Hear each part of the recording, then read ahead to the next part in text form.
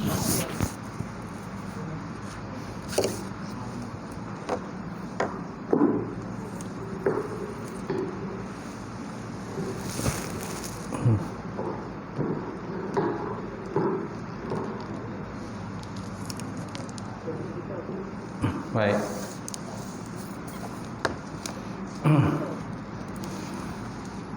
Kita mulakan kuliah malam ni dengan kita sama-sama membaca kitab Ila Hadratin Nabi Muhammad Mustafa Rasulullah sallallahu alaihi wasallam wa ala al-kiram wa ashabil izam. Syai'ullahumul Fatihah. A'udzu billahi minasy syaithanir rajim. Bismillahirrahmanirrahim. Alhamdulillahi rabbil alamin. Ar-Rahmanir Rahim. Maliki yaumiddin. Iyyaka na'budu wa iyyaka nasta'in. Ihdinas siratal mustaqim. Siratal ladzina an'amta 'alaihim ghairil maghdubi 'alaihim waladdallin. Amin. Assalamualaikum warahmatullahi taala wabarakatuh. Alhamdulillah rabbil alamin wal aqibatu lil muttaqin wala udwana illa 'alal zalimin.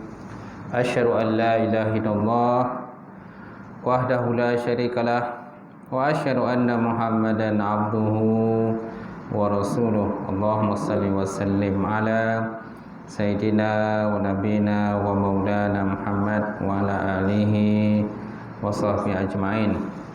Allah Subhanahu wa taala fil Qur'anil Karim. A'udzu billahi minasyaitonir rajim. Bismillahirrahmanirrahim. Qul hal yastawil ladzina ya'lamuna wal ladzina la ya'lamun innama yatazakkaru ulul albab. Sadaqallahul azim. Maksudnya, adakah sama, kata ulama yang Muhammad, adakah sama orang-orang yang berilmu dengan orang-orang yang tidak berilmu? Hanya saja orang-orang yang menerima peringatan daripada Allah, iaitulah orang-orang yang diberikan akal yang sempurna oleh Allah Subhanahu wa taala. Wa qala Nabi sallallahu alaihi wa ala alihi wasallam, salah satu man kunna fihi wajada halawatal iman ayakuna Allah wa rasuluhu ahabba ilaihi mimma siwahuma wa ayyuhibbal mar'a la yuhibbuhu illa lillah wa ayyukra ayyauda fil kubri kama yuhzabu ilana kama yukra ayyuzabu ilana. Maksudnya, tiga perkara, barang siapa dalam hatinya terdapat tiga perkara, maka dia mendapat kemenisan iman. Yang pertama, bahawa adalah Allah Ta'ala dan Rasul itu lebih dikasihi, melebihi akan kasih kepada selain keduanya. Yang kedua, tiadalah dia mencintai seseorang melainkan cintanya kerana Allah. Dan yang ketiga, bahawa dia benci kembali kepada kekafiran, sebagaimana benci dimasukkan dalam api neraka. Dawaitu ta'alluma wa ta'lim wa tazakkura wa tazkir wa naf'a wal intifa' wal ifadatu istifadah wal hasa ala tamassuki bi kitabillah wa sunnati rasuli wa du'a ila al-huda wa dalalati ila al-khairi ibtigha'a wajhillah mardati wa qurbihi sawabihi subhanahu wa ta'ala. Alhamdulillah, dismuliakan al-Fadhil Tuan Imam, dan lupa juga dismuliakan al-Fadhil Tuan Bilal, seluruhnya pengurusi masjid, jawatan kuasa masjid, sidang jamaah muslimin muslimat, mukminin mukminat Allah Ta'ala. Alhamdulillah, kita panjatkan puji dan syukur pada Allah kerana kita dapat bersama pada malam ini. Itu kita menyambung kuliah kita lah yang tertangguh hari itu sebabkan Ramadan dan juga Syawal. Tak lama lagi apa tu, raya apa, haji pula kan. Tak lama raya haji. Orang pun dah mula terbang lah ke Mekah untuk menunaikan haji, rukun Islam yang kelima, InsyaAllah. Jadi malam ini kita sambung kitab Munyatul Musalli. Di muka surat berapa tu? 10. Muka surat 10 Munyatul Musalli. Nabi Muhammad SAW bersabda. Yang ada kitab boleh semak.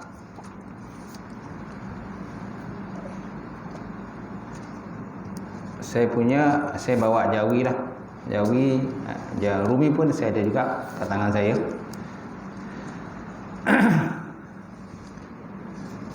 Jadi tajuknya solat itu adalah nur, cahaya.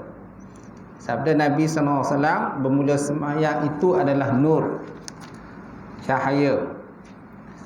Okey. Sembahyang itu cahaya.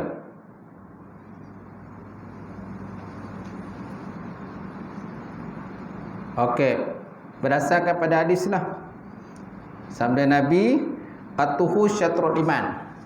Alhamdulillah tamlaul mizan. Dia punya lafaz hadisnya. Kat situ dia bagi terjemahan aja. Sembahyang itu adalah nur kan. Hadis ini riwayat daripada Abi Malik Al-Asy'ari, di mana dia berkata Rasulullah bersabda, atuhu syatrul iman. Kebersihan itu adalah sebahagian daripada iman. Kemudian walhamdulillah tamlaul mizan. Alhamdulillah itu memenuhi neraca timbangan. Subhanallah alhamdulillah tamla'ani wa tamla'u baina ma bainas samai wal ard. Kalimat subhanallah alhamdulillah memenuhi keduanya dan memenuhi barang antara langit dengan bumi. As-salah nur. Sembahyang itu adalah cahaya.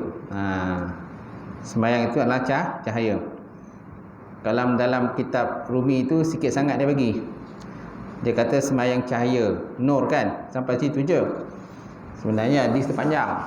Hadis ini terdapat dalam hadis Arba'in, hadis 40. Tuan-tuan. Wassalah nur, sembahyang itu cahaya. Wasadaqatu burhan, dan sedekah itu merupakan bukti ataupun tanda lah. Wasabru dia, sabar itu adalah cahaya juga. Wal Quran hujjatul laka aw alaika. Quran tu hujah bagi engkau ataupun atas engkau. Hujah bagi engkau ataupun atas engkau. Tuan-tuan. Ini hadis riwayat daripada Imam Muslim. Tuan-tuan. Di mana hadis ni? Dalam lapis hadis ni dia ada sebut sembahyang tu adalah nur. Sembahyang tu cahaya. Sembahyang tu cahaya. Kenapa sembahyang tu dikatakan cahaya? Sembahyang itu adalah nur, cahaya. Ada sebut tak situ? Tak ada. Jadi sembahyang itu adalah nur, cahaya. Kenapa dikatakan cahaya? Kerana kelebihan terdapat sembahyang tadi dah. Dan orang yang beriman itu mudah dikenal dengan bekasan-bekasan wuduk yang dia wuduk ketika dia mendirikan sembahyang. Tak? Dan biasanya orang sembahyang ni muka dia tak adalah kusam. Muka dia berseri, walaupun mungkin dia negro lah. Kita lihat negro tu kalau dia sembahyang, kepam tak muka dia? Tak kepam dia. Walaupun dia kulit hitam. Tapi sebabkan dia sembahyang, jadi muka dia berseri. Apalagi kalau muka tuan-tuan ni yang bukan negro, sawah matang kan, istilah kita ni sawah matang. Ulas sawah tak ada.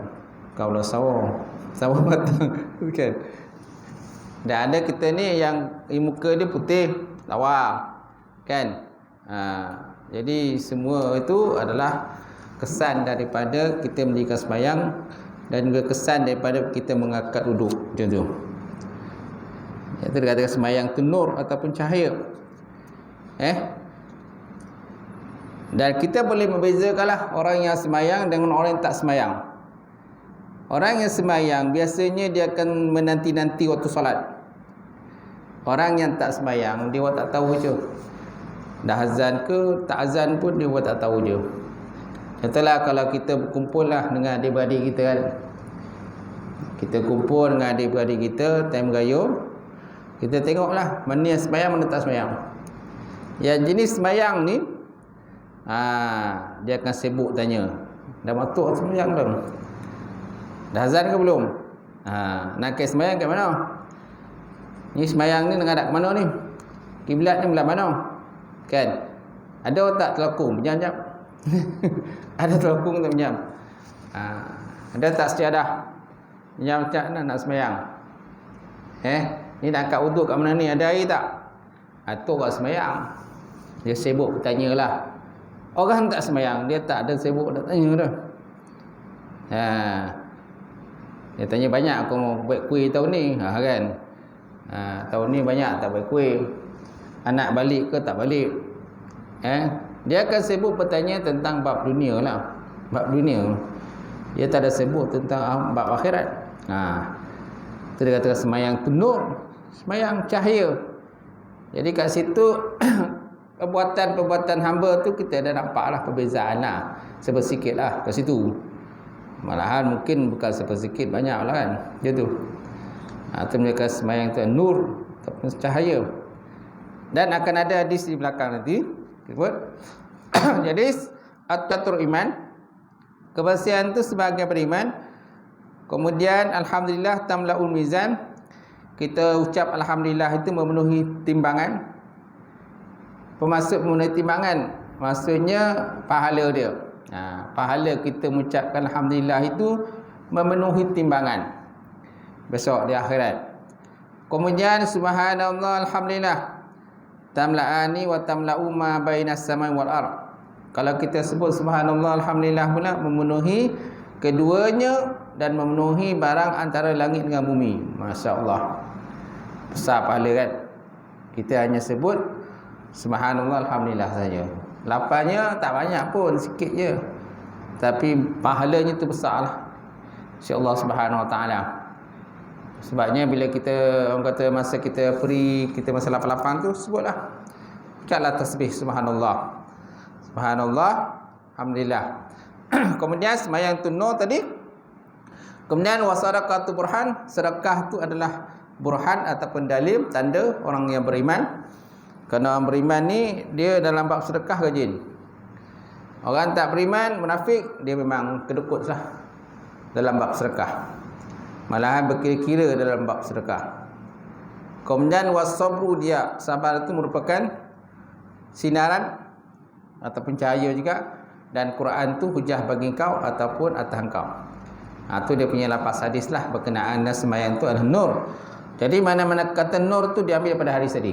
Ada satu lagi hadis menyatakan berkenaan sembahyang tu nur daripada perkataan Rasulullah SAW, as-salatun nur juga, bahawa mereka yang menjaga akan sembahyangnya baginya nur dan burhan dan kelepasan daripada api neraka di akhirat besok. Ada satu hadis daripada Abdullah bin Umar bin As daripada Rasulullah SAW, dia kata man hafaza 'alaiha kana lahu nur wa burhan wa najah yaumil qiyamah wa man lam yuhafiz 'alaiha lam yakun lahu nur wala burhan wala najah wa kana yaumil qiyamah ma'a Qarun wa Fir'aun wa Haman wa Ubay bin Khalaf. Maksudnya man hafaza 'alaiha, barang siapa melihara atasnya sembahyang, kanat lahu nur, nescaya atasnya cahaya, baginya itu cahayalah, kan? Sama ada cahaya di dunia ataupun akhirat. Cahaya dunia macam itulah mudah dikenal.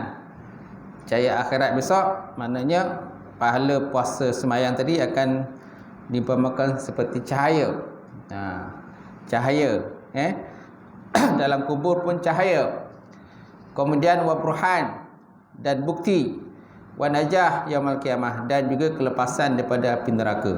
Sebaliknya, wa man lam yuhafiz 'alaiha, barang siapa yang tidak melihara sembahyang, lam yakun lahu nur, nescaya tidak ada baginya tu nur, cahaya, wala burhan, dan tidak ada baginya itu dalil ataupun tanda orang beriman, wala najah, dan tidak ada kelepasan daripada api neraka. Wa kana yaumil qiyamah ma'a Qarun, dan adalah dia pada kiamat besok bersama dengan Qarun. Qarun tahu kan? Qarun itulah yang umat Nabi Musa AS yang malas mengeluarkan zakat. Qarun. Harta dia banyak. Jadi kalau tuan-tuan jumpa harta dalam tanah tu dikatakan korun. Harta korun lah. Macam tu. Kemudian bersama dengan Fir'aun. Kemudian Haman. Haman ni dia punya menteri. Menteri kan. Dan Ubay bin Khalaf. Ubay bin Khalaf ni salah seorang daripada orang kafir musyrikin Mekah lah. Iaitu pada zaman Rasulullah sallallahu alaihi wasallam. Inilah kumpulan orang-orang nanti dia akan bersama dengan orang-orang begitu. Orang-orang yang ingkar kepada Allah Subhanahu wa taala. Dia tak akan bersama dengan para nabi, dia tidak akan sama dengan orang-orang beriman kepada Allah Subhanahu wa taala, tetapi dia akan bersama dengan Qarun. Ni semua orang dogi-dogi baga-baga ni. Kemudian bersama dengan Fir'aun yang mengaku sebagai Tuhan, bersama dengan Haman dan Ubay bin Khalaf bersama juga. Ini juga orang-orang yang musuhi baginda Rasulullah sallallahu alaihi wa ala alihi wa sahbihi wa baraka wasallam. Insya-Allah. Kemudian daripada Anas bin Malik bahawa Rasulullah SAW pernah bersabda, as-salah nur mukmin. As-salatu nur mukmin. Sembahyang itu nur ataupun cahaya orang beriman. Cahaya orang beriman. Kemudian daripada Abdullah bin Umar, man hafaza ala khamsi bikmali tuhuriha wa mawaqitiha kanat lahu nur wa burhan yaumil qiyamah wa man dayya'aha husyira ma'a fir'aun wa haman. Barang siapa melihara di atas sembahyang 5 waktu bikmali tuhuriha, dengan menyempurnakan kebersihannya, dengan menyempurnakan suci dia tadi dalam bab wuduk tadi, wa mawaqitiha, dan menjaga akan waktu-waktu solat, kana lahu nur, nescaya baginya itu adalah cahaya juga, wa burhan, dan burhan ataupun bukti yaumul qiyamah, pada hari kiamat. Wa man dayaha, barang siapa menyia-nyiakan azkar sembahyang, husyira ma'al fir'aun wa haman, nescaya besok akan dibangkitkan bersama dengan Fir'aun dan juga Haman pada hari kiamat. Tuan-tuan. Okey, sebabnya kita kena pelihara sembahyang, dan begitu juga anak-anak kita lah. Anak-anak kita, cucu-cucu kita, menantu kita, kan? Kadang dapat menantu nasib-nasib lah. Dapat menantu tak sembahyang. Dia dapat menantu sembahyang, orang soleh lagi elok. Alhamdulillah. Kan, tuan? Tapi nak buat macam mana? Sebabnya dalam bab kita memilih menantu ni, naklah sebersikit kita cek lah latar belakang itu.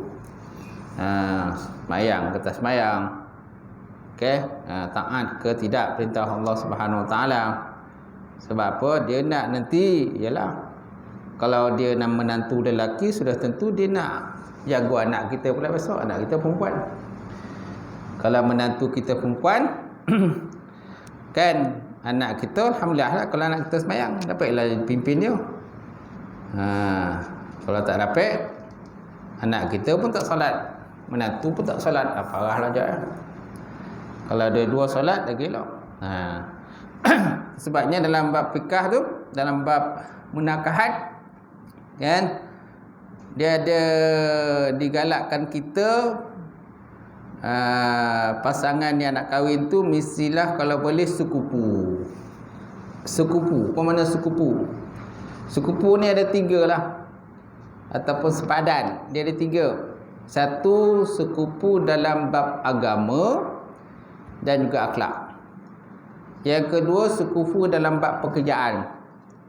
Dan yang ketiga, sekufu dalam anggota badan. Sekufu dalam anggota badan, mana tak ada cacat. Yang pertama, sekufu dari segi agama dan juga akhlak. Maknanya kalau orang yang soleh, lelaki yang soleh untuk perempuan yang soleh, perempuan yang soleh untuk lelaki yang soleh. Kalau lelaki itu fasik, perempuan yang soleh, maka dikatakan sebagai tidak sekufu. Namanya tidak sekufu. Perempuan jahat, perempuan dogi, tak, jadi lelaki itu soleh, jadi dikira tidak sekufu lah macam tu. Itu mana sekufu dari segi agama dan juga akhlak. Yang kedua, sekupu di segi pekerjaan. Maknanya kalau perempuan tu golongan profesional, maka lelaki itu pun golongan profesional jugalah. Maka dikatakan sebagai sekupu. Lelaki itu ada ijazah, perempuan tu ada ijazah, maka dia kira sekupu. Kalau lelaki itu perempuan tu doktor. Perempuan tu doktor, lelaki itu hanya potong rumput tepi jalan dia. Potong rumput tepi jalan dia. Kuli kan. Maka dikatakan sebagai tidak sekupu. Dikatakan sebagai tidak sekupu lah. Macam tu. Anak orang alim kan, anak orang alim, orang soleh berkahwin dengan anak orang yang tidak soleh, maka dikirakan sebagai tidak sekupu. Kemudian yang ketiga, mana sekupu dalam bentuk anggota badan ataupun tubuh. Maknanya orang yang lelaki yang tidak cacat, maka tidak sekupu berkahwin dengan perempuan yang cacat. Perempuan yang sempurna tidak sekupu dengan berkahwin dengan lelaki yang cacat. Lelaki dia tangannya kudung ke, mata buta ke, telinga pekak ke, lepas tu kaki kudung ke, maka dikatakan sebagai tidak sekupu, tuan-tuan. Itu dikatakan sebagai sekupu tadi. Tetapi sebut dalam kitab tu, kitab fiqh minhaji tu, kan kita ngaji kitab tu kan. Tetapi kalau seandainya dia kata pihak perempuan dan juga pihak wali ingin menggugurkan syarat sekupu, boleh. Tak nak pakai syarat sekupu, tak ada masalah. Tapi apapun masalah bangkit kemudian, tu tanggung sendiri. Itu tanggung sendiri. Sebab apa? Nak menggugurkan syarat sekupu. Boleh, tak ada masalah. Atau perbincangan lah mana pihak perempuan dengan wali dia. Sebab kadang-kadang perempuan tu dia doge, dia nak juga dengan jantan tu. Kan? Jantan tu siap dadah. Siap dadah. Kan? Siap ganja. Tapi perempuan ni anak kita nak juga dengan dia. Kita tak bagi kahwin, nak juga kahwin. Doge betul dia. Tak bagi kahwin, dia pergi mahkamah. Mohon wali hakim pula. Betul tak? Jadi walau apa-apa saja yang berlaku kemudian, maknanya kenalah tanggung sendirilah. Sebab apa? Menggugurkan syarat sekupu itu. Itu sebut dalam kitab tu. Baik. Baik, seterusnya tuan. Kemudian maksud tadi Allah Ta'ala sentiasa menghadap hamba-Nya dengan mukanya selama hamba itu kekal di dalam sembahyang. Dan Allah Ta'ala menetapkan mukanya pada seorang itu selama dia kekal menghadapnya. Itu lain tu. Itu lain. Okey. Itu matan tu, disebut dalam matan. Dan lagi sabda Nabi sallam, sentiasa berhadap atas hamba-Nya dengan mukanya selama berkekalan ia dalam sembahyang.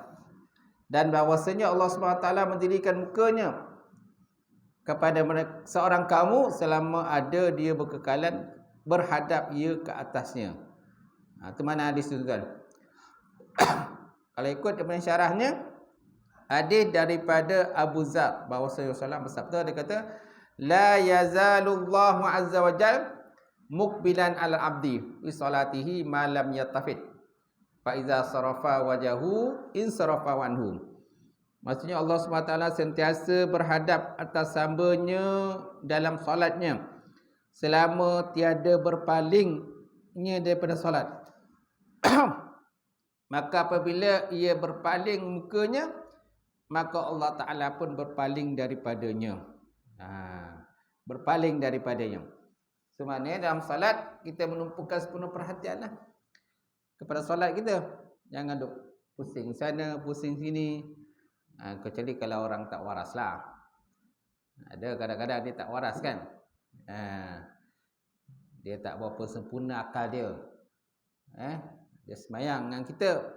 Tengah semayang kan, pusing ke kiri, kadang pusing ke kanan, kadang pusing ke belakang, tengok sana, tengok sini. Tu maksudnya dia punya akal dia tak sempurna lah. Adalah masalah. Dia punya wajah kan. Wajah ada short sikit lah kan. Ada. Tempat saya tu pun ada. Tempat saya tu ada. Kat Jebong tu. Anak arwah apa tu? Cikgu Takim. Anak arwah Cikgu Takim. Kenal tak Cikgu Takim? Tak kenal? Ada kan? Dia kenal Cikgu Takim yang masih pedas tu. Takim. Takim, arwah Cikgu Takim. Anak dia ada cacat seorang. Ada. Tapi anak itu rajin pergi sembahyang. Pergi masjid pun rajin. Tu. Dan dia pun gaji minta duit. Ustaz, RM2 je. Ustaz, RM2. Kan. Macam tu. Dia pantang jumpa motor kan, dia tahan. Dia suka tahan orang. Atau pergi masjid lah, masjid, pergi kedai dia kata kan. Orang pun bawa je lah macam tu. Dia berani dengan orang, dia tak takut. Betul? Dia berani. Cuma dengan sembahyang kan, itulah. Kan, kojak pusing sana, kojak pusing sini. Dia tak sempurna sikit lah. Dia punya IQ tu kurang sempurna kan. Tapi kalau kita sempurna ni, tak boleh sembahyang macam tu. Mesti kita sembahyang menghadap ke kiblat, dan juga kita kalau nak khusyuk, kita lihat kepada tempat sujud. Masya-Allah. Baik, jadi kata Nabi SAW, kan, sentiasa Allah Ta'ala berhadap kepada hamba-Nya dalam solatnya selama tiada berpaling dia daripada solat. Maka bila dia berpaling daripada solat, paling mukanya, maka Allah Ta'ala pun berpaling daripadanya. Ini hadis riwayat daripada Abu Daud dalam kitab Shalah. Kemudian ada satu hadis lagi yang hampir sama dengan hadis ini. Hadis diterima daripada Jabir bahawasanya Rasulullah SAW bersabda, Iza qama rajulu fi salah akbarallahu anhu biwajhihi fa iza iltafata qala ya ibnu adam ila man yaltafitu ila man huwa khairul laka minni aqbil ilayya. Maksudnya, apabila berdiri seorang lelaki kepada solatnya, Allah Ta'ala berhadap dengan zatnya ke atasnya. Jadi kalau kita berdirikan solat, mana Allah Ta'ala menghadap kepada kita. Maka apabila berpaling daripada solat, maka Allah Ta'ala pun berfirman, dia kata, kepada siapa engkau berpaling? Kita tak dengar lah. Tak dengar lah. Sama juga kalau malaikat mengaminkan kita pun kita tak dengar. Kalau kita berdoa dalam solat. Jadi Allah Ta'ala berfirman, dia kata, ilaman yaltafitta. Dia kata, kepada siapa engkau berpaling? Kepada siapa yang lebih baik daripada ku? Ilaman huwa khairul laka minni aqbil ilayya. Berpalinglah kamu atas aku. Kata Allah Ta'ala. Oleh itu menghadaplah kamu kepadaku ketika mengerjakan dalam solat. Tapi kita tak nampak lah kan. Allah Ta'ala mana kita nampak. Dia gaib. Masya Allah. Tapi nak cerita kepada kita ni, ketika dalam salat, kita janganlah orang kata paling ke sana, paling ke sini, toleh ke sana, toleh ke sini dan sebagainya. Kalau kita toleh sana, mana kita tak khusyuk lah dalam salat kita tadi. Macam tu. Itu sebabnya apa-apa saja yang mengganggu kita dalam salat, taklah kita matikan. Contohnya telefon bimbit kan. Telefon bimbit ni kadang-kadang tengah tersemayang telefon bimbit telefon bimbit pun bunyi. Macam lagu keluar tuan-tuan. Sitilah lagu Haliza lah. Kan, apa tu Hati Kos Endang lah. Apa lagi? Lagu orang kata Rabbani pun keluar. Semua kan. Pergi tak kembali. Tu kan. Ketika sembahyang tu kan keluar lagu Pergi Tak Kembali. Nasib-nasib lah kau beli tak kembali ketika solat kan. Tapi kalau pergi tak kembali dalam solat, okeylah.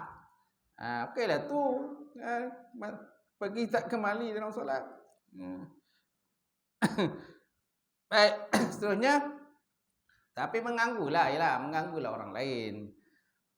Itu sebabnya imam sebaik-baiknya ketika solat nak dirikan, maka naklah beritahu pada jemaah.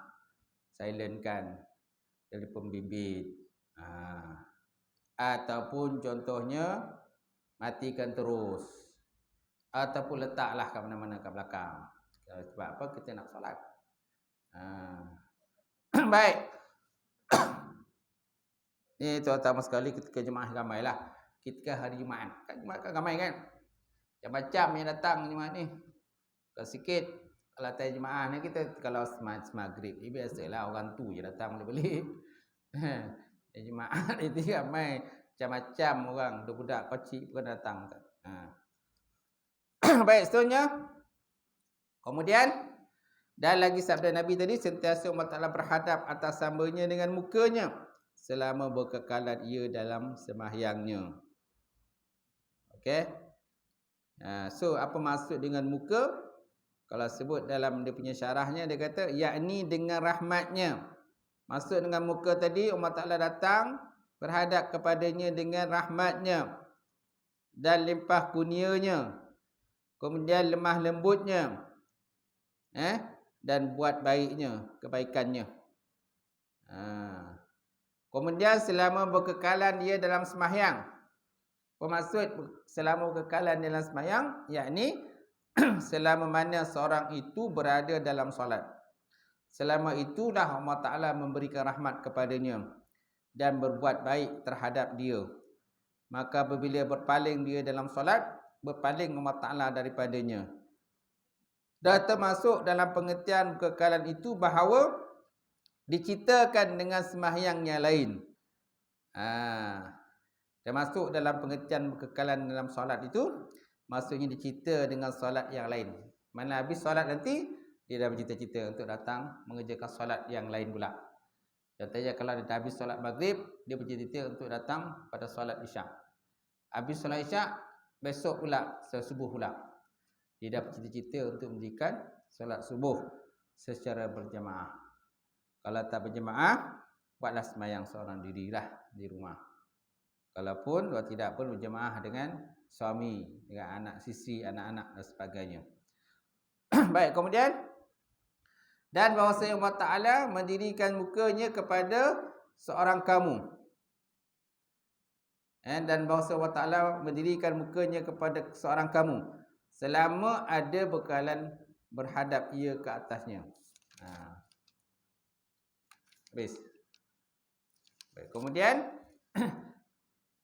kemudian tajuk seterusnya, kerana inilah sembahyang sangat banyak faedahnya. Faedah tu solat. Dan kerana inilah ada sembahyang sangat banyak faedahnya. Lagi dia membukakan bagi hati orang yang kepapaan. Membukakan hati orang yang kepapaan dan yang mempunyai darurat. Okey. Kalau sini dikatakan fakir yang terdesak kan? Daripada ahli qulub, daripada ahli hati. Qulub mana hati? Qalbun. Qulub ni jamak daripada qalbun. Qalbun, qalbani, qulub. Qalbun, hatilah. Baik, dan kerana inilah ada sembahyang itu sangat banyak faedahnya.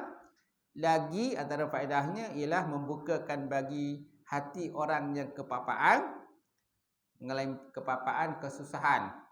Ialah kalau orang yang susah tu kan, kita kadang-kadang masa kita susah kan, duit hilang, kereta hilang, rumah hilang, suami hilang, anak hilang,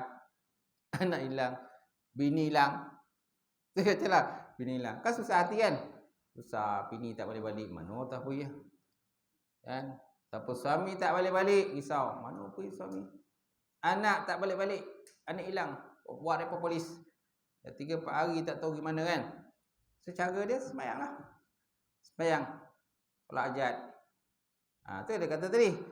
Ia membukakan bagi hati orang yang kepapaan. Orang yang susah hati. Apa? Kemudian apa lagi? Kemudian membukakan hati bagi kalangan ahli fikir yang terdesak. Itu dia katakan dia punya dalam Jawi dia kata, dan yang mempunyai daruri daripada ahli qulub. Hati yang terdesak, ahli fikir kalangan ahli fikir yang terdesak. Kerana dia lah dalam berfikir pun ada masanya kita kadang buntu dalam berfikir kan. Tak dapat jalan penyelesaian. Masalah rumah tangga, masalah kalau orang berniaga, masalah berniaga. Kalau anak, masalah anak. Okay? Macam-macam lah. Kalau tempat kerja tu, masalah tempat kerja. Kan? Jadi kadang-kadang di masjid pun ada masalah di masjid. Buntulah, tak tahu macam mana nak selesai. Jadi kita buatlah sembahyang salat hajat. Memohon kepada Allah Subhanahu Wa Taala.